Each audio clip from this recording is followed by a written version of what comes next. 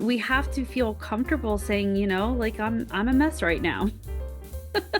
Even though I'm supposed to show up that I got it all together. It's like, no, we're all messy, Yeah. right? You can't do it by yourself. It's not sustainable to do it by yourself. You can do it by yourself. It's not sustainable.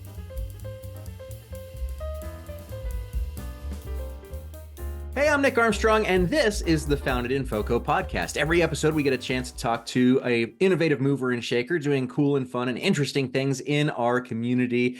And there is no one who I can think of more apt to kick off our 2024 season of podcasting than Alison Proffit, who is the one of the amazing people behind the Soulful Entrepreneur Summit. We've been on this podcast before to talk about all of her amazing work. Alison, welcome to the show. Welcome back. Thanks, Nick. Happy to be here. I didn't realize I was the first of the season, so that's pretty exciting. You were right on. Sent out the scheduling link. You were on top of it. Amazing. Well, you got to take action. Otherwise, it's homework hanging out there, and I just want to get it done and move on.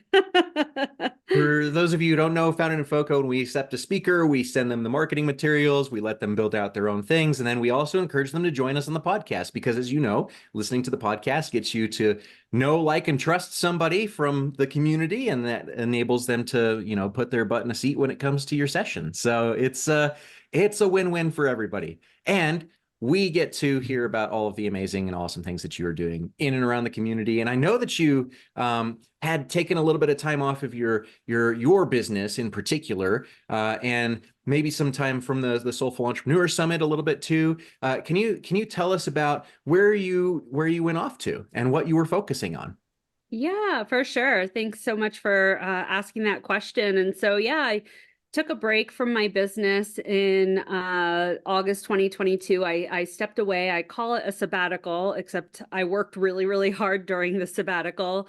I had some pretty difficult life experiences. And for those of you that don't know me or don't follow me, you can kind of find out more just by digging into my social media a little bit. But I had to leave my business to heal from a traumatic experience. And in August 2022, I took a job for a pretty well-known business here in Northern Colorado and stepped back into the work that I did for my entire career prior to starting my business, which was an HR position, and got back to those roots. I did that for about 2 decades. And for the last year, it was really interesting just to tap back into that work that I was really passionate for a long time and make a difference for another small business in our community by really helping very much like formalize and bring up to date their HR foundations of their company. And I was really proud of the work that I was able to do. And it also gave me the opportunity to just heal and grow from a lot of different things that had happened in my life.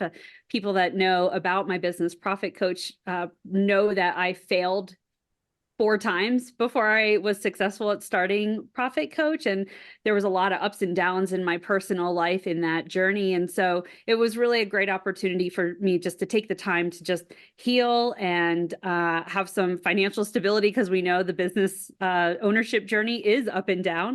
You just have different levels of the up and down as you progress in your success. And so when I came back into my business in the fall of 2023, I knew I wanted to get plugged back into doing the Soulful Entrepreneur Summit, to get back plugged in with Founded in FoCo and just the small business community in general. I'm such a big fan of giving back to the community and connecting and building and serving. And so I'm just thrilled to be back here with you again, Nick, and getting back in touch with the small business community here and giving back by teaching and serving. So.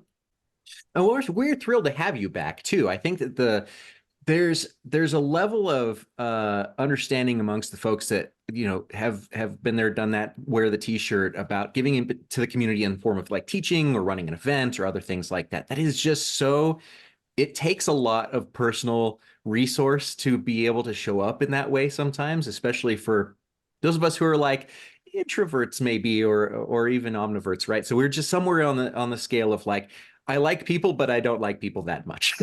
Or there's a limit, right? There's a hard limit to that. And so when you stepped back from your business, did you find that you sort of had to give yourself permission to to let that go for a minute? Because as we know, like entrepreneurship, we wear so many different hats. We wear like, we're the janitor, we're the CEO, we're the chief financial officer, we're the chief marketing officer, sales strategist. We're out there doing all the things. Oh, and oh, by the way, we got to tidy up the office too. And if we're also got those external expectations of somebody in the community of like, you must show up in this way, or I'm used to you showing up in this way, would you please continue to do that? And we just can't honor that commitment because we don't have the bandwidth or we don't have the space to do it. When it came to time to do that and make that decision for yourself, did you have to, what was the conversation like with yourself? Did you give yourself permission? Did you have a difficult conversation with yourself? Did you journal? How did you work through that? Oh, thank you for asking that question.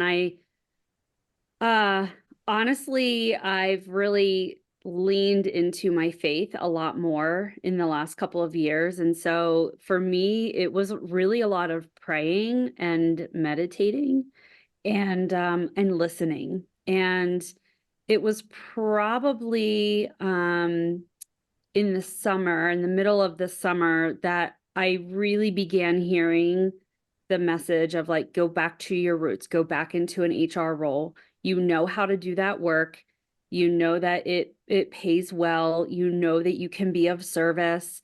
And I kind of was resisting it. And then an opportunity was presented to me that there was a lot of interesting alignment. There were people that I know that I really trust who knew some of the people in that organization. I feel like I went into it very eyes wide open.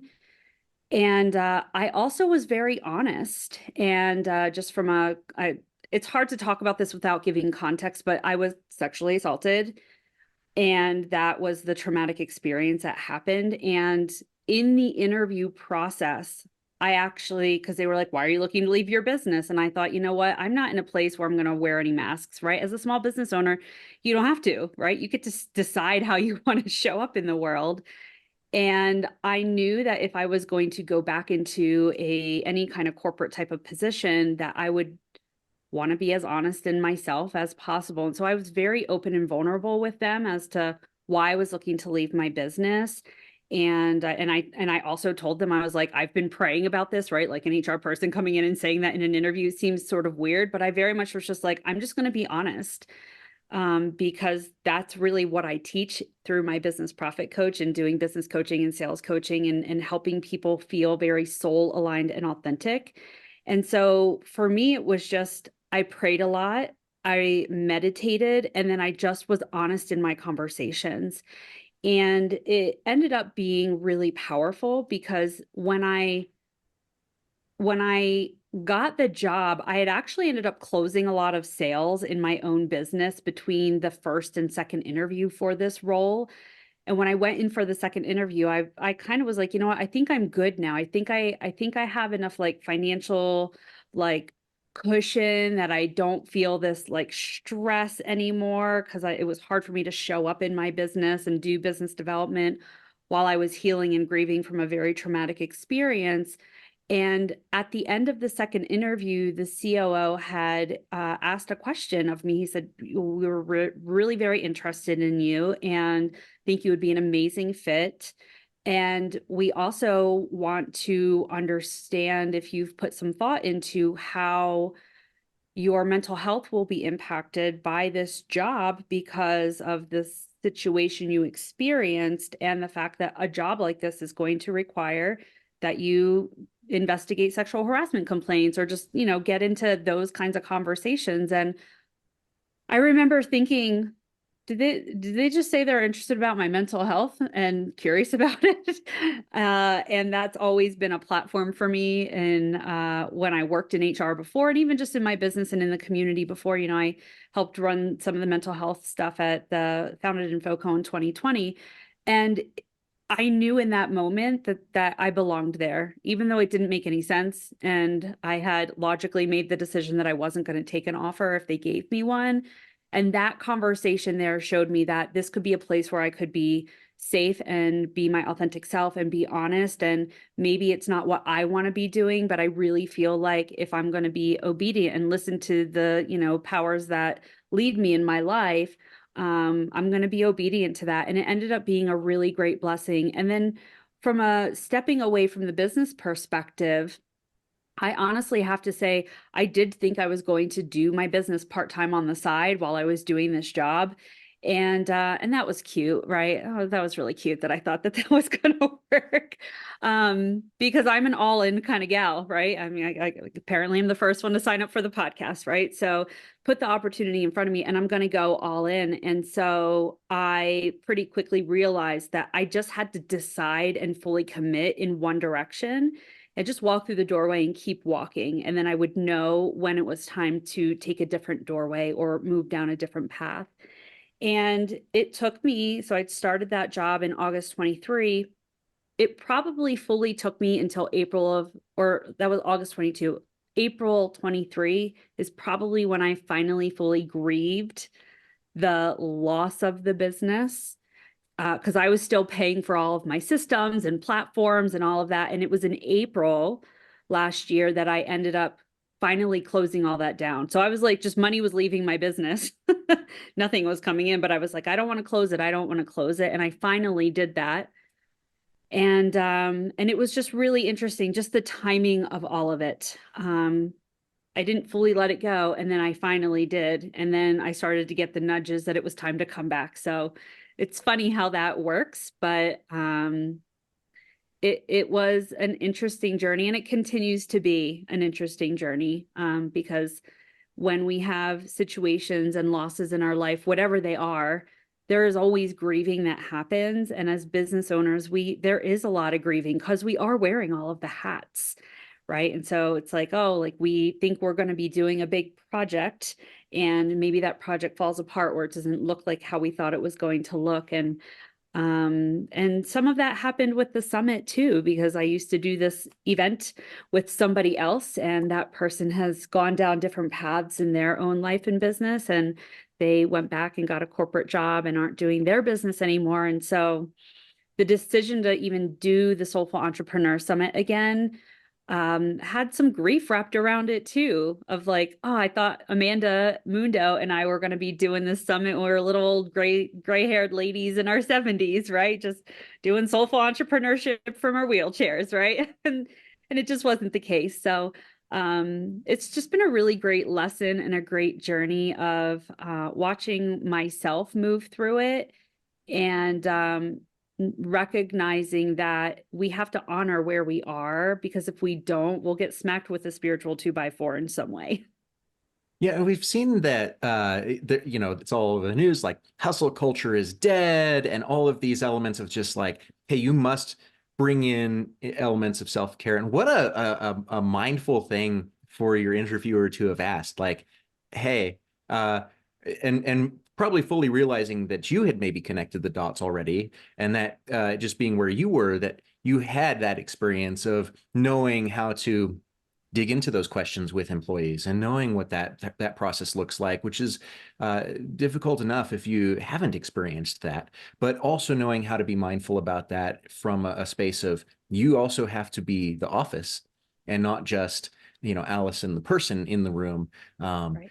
And that's what a mindful thing and a refreshing thing to hear from an employer, especially a local employer, who can ask those questions and be present enough to understand that the office and the person are often intertwined in ways that go far beyond what we anticipate. Just clocking in and clocking out. We don't want to necessarily like, oh, let's not dive into that. I can't shut that part of me off. And so I'm curious about, as you reintegrated yourself into this new form of your business, what did you bring anything with you from that experience, that in-between experience of things that you were working for other folks, and you might have like, oh, you know what, I don't have to do this particular thing this way anymore, or I can amend these processes, or I was in my way in this particular way before, and now I'm not. And you freed yourself up from those burdens. Were there any learning lessons like that? Yeah, for sure. First off, it was incredibly validating how much business knowledge I actually have, going into a pretty well-known and pretty successful local company, and knowing the things that I knew just from my own career and also being a small business owner for the prior couple of years, there were things that I was seeing that I was like, oh wow, like they're not doing this. And oh, that's interesting that they're at this level of success in their way, that some of their decision making and strategies and things like that weren't at the level at which I thought they would have been based upon just, what you see from the outside. And obviously it's a successful company. And so I think the thing I really took away from it was that I have no business not being wildly successful.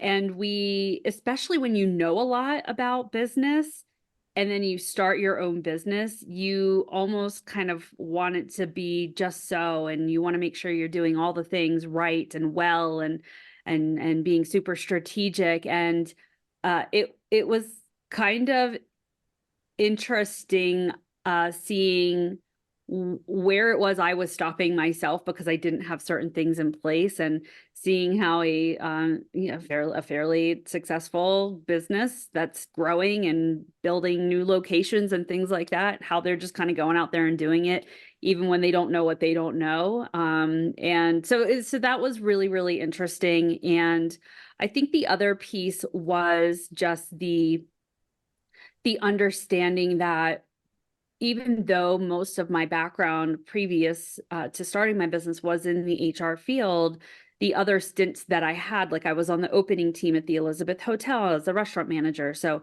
I helped open the Magic Rat and Sunset Lounge and the Emporium restaurant and those things. Like the operations experience I gained from that was really interesting to see how it translated into another kind of business that has more operations, right? Because you and I, we're more service-based businesses. There's not a whole lot of overhead to what we do. And so that was really interesting for me. I was like, oh, wow, like I have these experiences in those kinds of businesses, and how meaningful and impactful does that make me in the work I do as a business coach?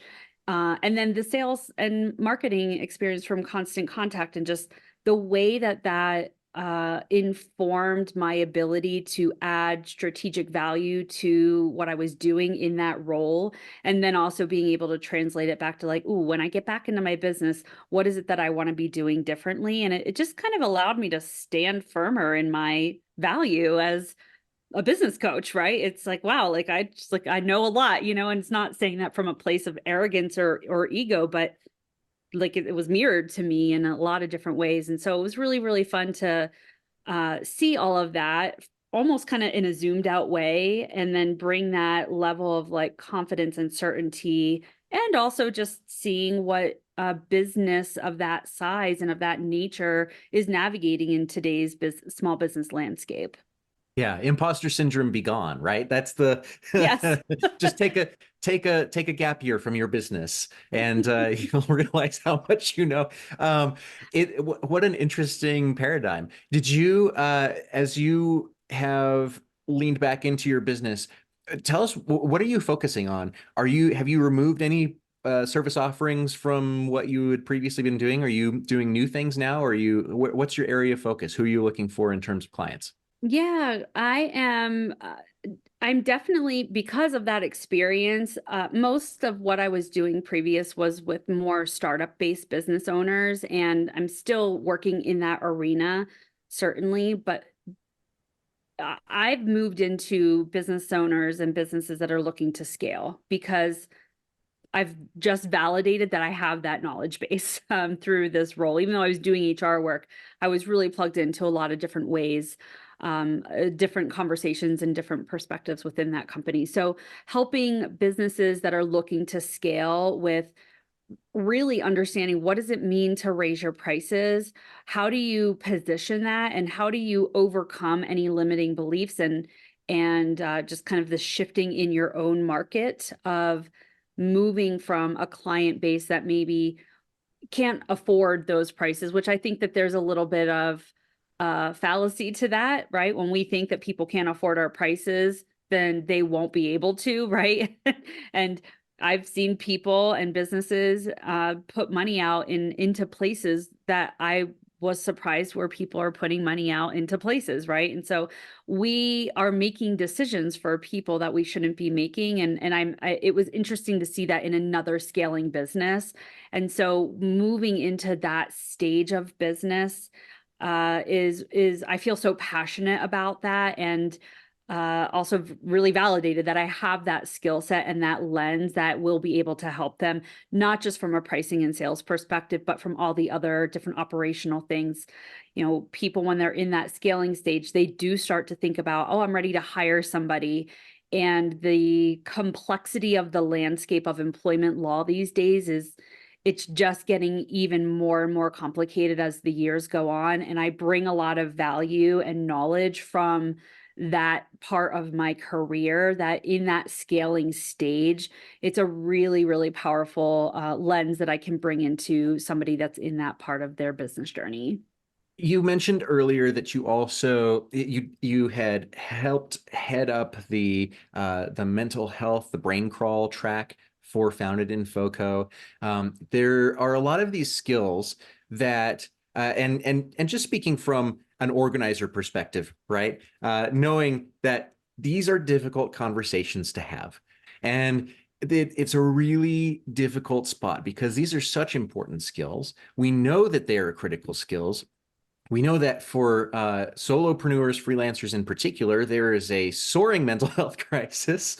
And we see this sort of, especially since COVID, this isolationist mindset of just like, I'm an island into myself. And, you know, I'm proudly wearing all of these hats, even though they're crushing me to death and all of this other stuff. And so I wonder, what do you believe is the pathway to making and organizer to organizer for Soulful Entrepreneur Summit? I know you address a lot of these topics. What is the strategy for making these ideas, these mental health strategies, more palatable to a wider audience in ways that they might be uncomfortable talking about them, or they were just they weren't, you know, they weren't raised with that comfort, or they didn't have that ability to communicate in their family, or whatever it is that just bars them from really even just taking the first step and sitting in the room while these topics are discussed? I think it's about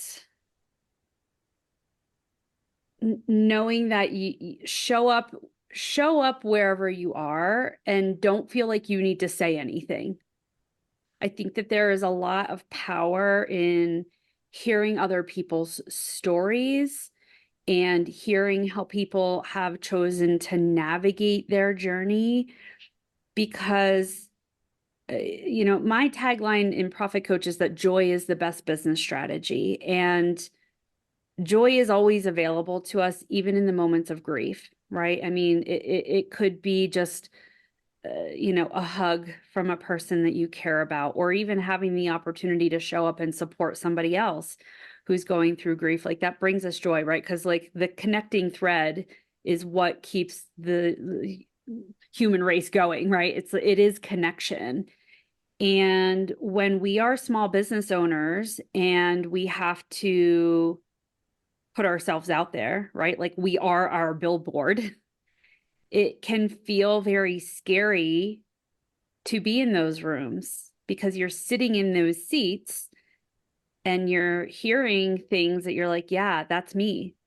Oh, I'm experiencing that too. Or I know somebody who's experiencing that. And if we are not okay hearing the things, it probably means you're avoiding your own stuff.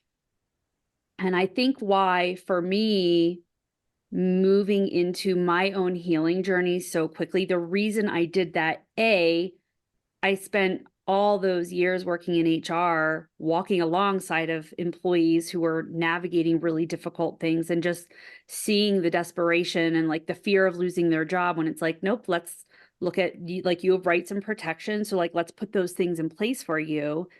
And also just seeing a lot of my own clients that I have had the chance to work with, who through our work together, like, I call myself a holistic business coach, because we're untangling all the life stuff that tends to be blocking, right? We'll avoid that stuff because we're doing the business things, right? And that's over here.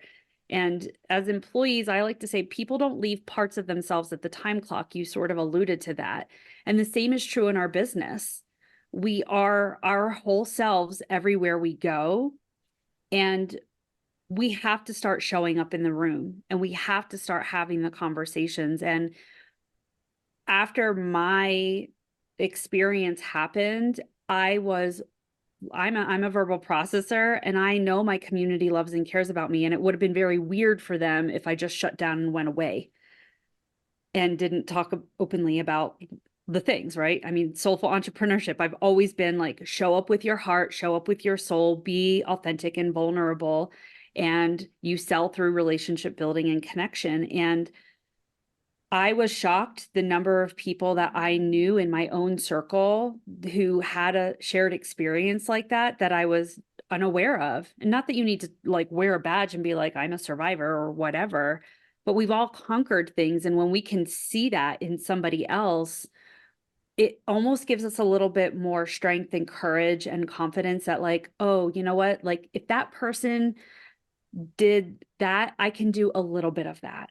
And we have to start showing up in the room. We have to start sharing those conversations, because when other people can see that we've done something with, in spite of whatever it is that we've navigated through, it helps the rest of the world. And I don't think there's a choice in the matter. We have to start having these conversations, and somebody's got to start them, and then other people have to continue them. There's this strong sense, especially when you're a solopreneur, a freelancer, DIYing your business, the equal sense of like pride of figuring things out for yourself. There are some things that you just cannot, you need to have a community behind you to have these conversations. And there's no Skillshare class for grief processing. No. It doesn't exist. You need to have other people in the room to have that. And the prevailing and incorrect wisdom has always been like as an island, right? Bootstrap your way to mental health and mental fitness. Like, no, there's no number of push-ups. You can't, you cannot do this on your own. No. And it doesn't make you less than to need the assistance of your community in that way. Just like it doesn't make you less than to have customers, right? Your customers are paying your salary. And so there's a correlation there. So the support of your community comes in a number of ways. Yeah. And I think I love that you bring up the customer piece of it, because some of the people that I shared it with were my clients. And I know that my customer base would want to know and understand like why maybe I need to cancel a call, and right. And that just the amount of love and outpouring that I received in the aftermath of all of that was so profound, because I was open and honest. And it has continued to make me realize that it's not supposed to happen alone. And if we aren't giving people the opportunity to show up for us, it's not because people don't care. It's probably because we're not giving them the opportunity. We're not asking for help. Even just this morning, I, kind of having a difficult morning, and I'm on a call and with a group of women, and one of the women lives close to where my office is, and I texted her afterwards and I said, hey, like, can we just like meet up? I just need a hug this morning, and it was amazing. And she was like, of course, right? And so just we have to feel comfortable saying, like I'm a mess right now. Even though I'm supposed to show up that I got it all together. It's like, no, we're all messy, right? Yeah. You can't do it by yourself. It's not sustainable to do it by yourself. You can do it by yourself. It's not sustainable. Yeah. Well, and the brand, right? So we have an idea of like the brand and the office, right? So I'm the CEO of this particular brand. The brand is always consistent and whatever else, right? It's the people that work for that brand may have off days from time to time. And one of the things that I keep, the clients will consistently ping me about is I have this line in my contract that says, your consultant, me, may occasionally get, gassy, fussy, tired, irritated, whatever, ADHD. You just, if you notice these characteristics, or if I mention these characteristics in front of you, that you have to give me a little bit of grace in this moment and some flexibility, and we will, work through it to deliver whatever this awesome thing is that we're working on together. Yeah, Um, I love and that's that. I think it's a human approach that, we don't always give ourselves that level of self-compassion to have that flexibility and that leeway when we are having a bad day, because everybody has, you drop your kids off and they were grumpy that morning, or they stayed up too late, or you stayed up too late, you ate the wrong thing, whatever it is, and there's a lot of just like, man, this is so off brand, and I am so just and compounding guilt and frustration, and it's not your fault. You might have made one bad decision for a 5-second span of your life that then had some consequences. But there Yeah. aren't, that's not like, oh, you continue to make bad choices for the rest of the day. Like, you just do the best you can. Yeah, and I love that you're saying like the like on brand, off brand thing. I mean, joy is the best business strategy. Grieving and healing from a traumatic experience, it would have been very off brand for me to like pretend I was okay. Hmm. Right? I mean, like that would not have been okay. And so to me it was almost important for my brand to step away. Right? And it's like in joy, like we appreciate joy more because of grief, and vice versa, right? Like we can appreciate and value those things. And I think that like we all want to buy from people. We're not buying from human like robots, right? I mean, whatever sci-fi nerds are out there, you still want to be doing business with people, even if you are not a people person. We are buying from people, and people have lots of different experiences and lives. And I think that if you're expecting perfection of yourself, it's like, what would you tell your clients or your customer base or your employees? You would never shun them from like having a human experience. You would hold space for them and say, what is it that you need? How can I help you? How can I support you? And so it's like putting the lens of otherness on ourselves, right? It's like self can be this other thing. If you can't receive it for yourself, be like, well, what if it was like a client of yours or a customer of yours or an employee of yours? How would you navigate them through the situation from a place of humanness and compassion, and how would you want your best friend or your child or your mother to be treated in the workplace, or right in a conversation when they're navigating something difficult? And the truth is that life does go on, right? I mean, like everybody continued to like go on and do their business, and Founded in FoCo happened last year, and I was super jealous that I wasn't a part of it, and I was like watching all of my business buddies go and do the thing, and I wanted to come. I actually was gonna try to make it to it, but I couldn't. I was consumed in the work that I was doing.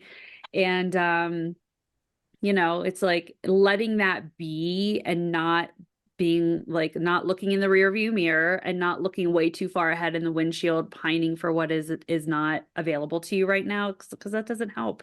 You just got to be right here, right now, and allow that to be okay.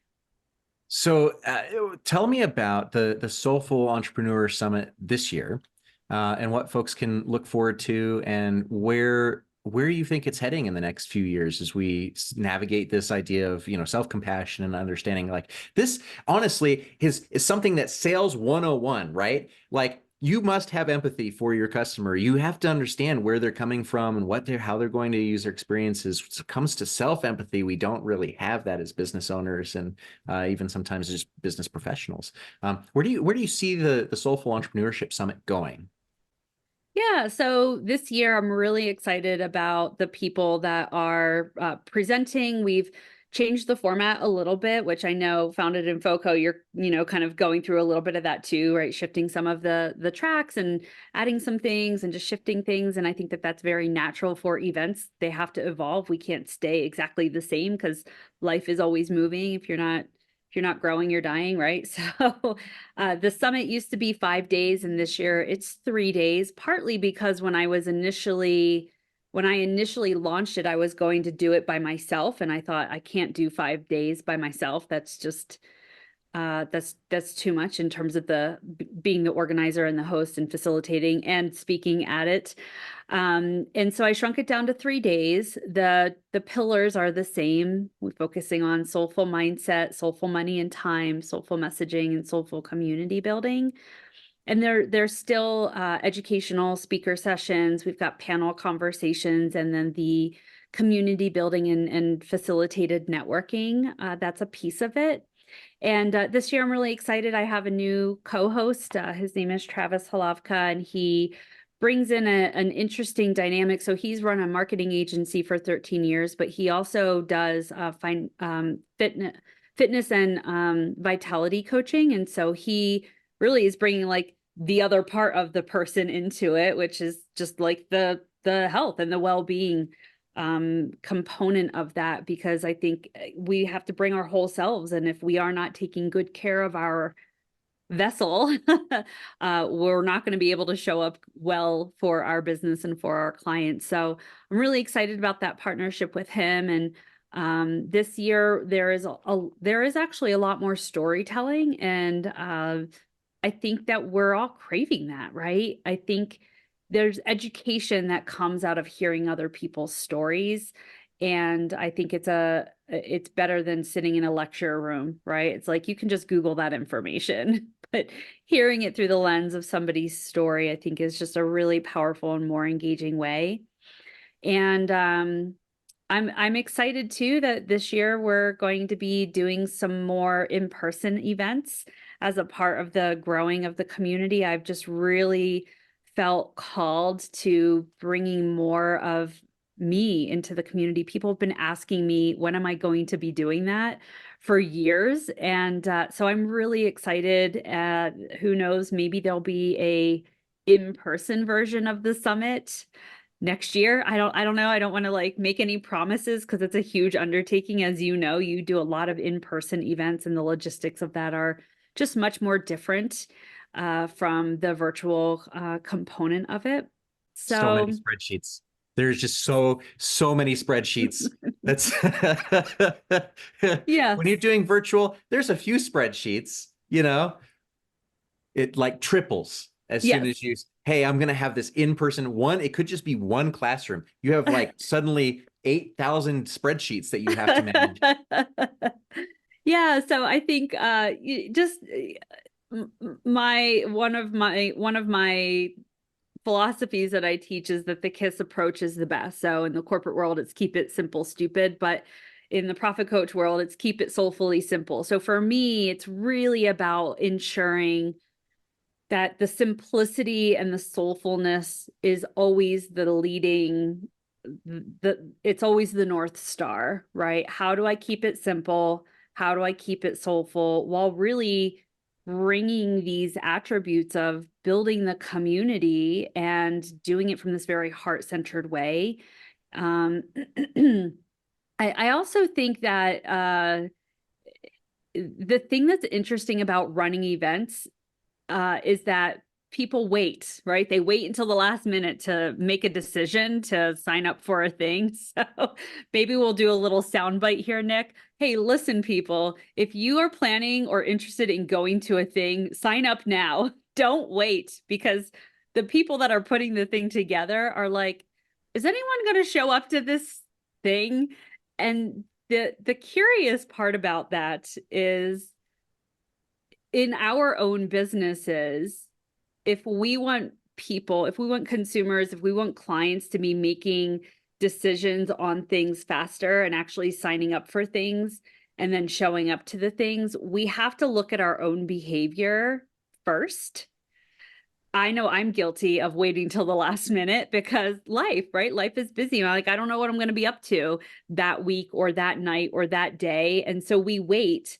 So there's two lessons in that. One, if you are expecting people to sign up for your stuff sooner than later, you got to shift your own behavior. And two, know that just because people aren't signing up doesn't mean that they don't want it and they're not interested. So don't let that bring your energy down and suck your joy out of whatever it is that you're doing, launching, building, growing, because if you get down on it, then you are actually a part of it not being successful because you're now pouring the wrong kind of energy vibe into the thing you're creating. So stay joyful, keep talking about it, promote it, ask other people to promote it. Know that people will probably wait until the night before to sign up and buy the ticket or say they're coming, and start shifting your own behavior first, right? Leaders go first. So That's a fellow organizer approved, like just the thumbs up, right? I will tell you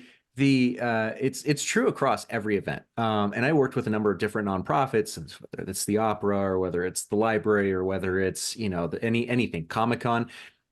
Folks wait until the last second, and there's only so much you just can't, like, well, I guess that's how it goes, and you just can't do it. You have to throw yourself into giving yourself the leeway in other directions. So that could be lining up a sponsor, because you don't have to wait until the catering numbers are in order to pay the catering bill, right? And so you can then say, oh, I've got a sponsor for this, and we know that this is the rough number of, and if folks waited until the last second RSVP, maybe they don't get the coffee ticket, or maybe they don't get the meal ticket, or whatever it is. So there are ways to build that leeway, and it's really just about learning for yourself in all different phases of your business, right? So it could be an event, or it could be your own behavior, like, oh, is there a reason that I'm holding off on RSVP? Is the excitement waning on this, or is it the same every year? And I know I can wait until the last second to do it. But as you said, there are reasons sometimes, like, folks have a life experience, or they have their finances aren't in order, or whatever it is. And so knowing that, yeah, we have methodologies to handle this, right? So you can volunteer at Comic-Con and you don't have to pay the badge entry fee. You can do all these other things. So knowing and being aware of that empathy is for your customers, for your attendees, is always so an important part of the event management experience. yeah, and I'm excited to hear about the changes that are coming down the pipeline for Soulful Entrepreneur Summit. Where can we find out more information about that? And where can we get tickets and see the lineup? Yeah, so get soulfulsuccess.com/network is where you can actually see a link to drive you to the summit website. But then there's also some pre-summit events that we've got going on throughout the month of February. The event is virtual, February 27th through the 29th of 2024. So and you can kind of come and go. So some people are like, oh, I can't commit 3 days. That's totally fine. It's quite a different format than Founded in FoCo, in that it's just one track. It's not, you have to pick and choose where you're going to be, and that's kind of keeping it soulfully simple. So, come buy a ticket, check it out, get soulfulsuccess.com/network if you want to see all of the different pieces of it. And yeah, I'm just really excited to be here and to speak at Founded in FoCo the week after is just such an honor to be able to be back and involved in sharing some of my knowledge and wisdom with small business owners around community building and networking, and how to talk about their prices from a heart-centered and confident place. So we didn't touch much on that, because I'm assuming that you're going to bring the fire Founded in FoCo. But if you were to give somebody a 30-second teaser, or something of the most important thing that they need to know about in order to get the most out of your session when they show up, what would you tell them?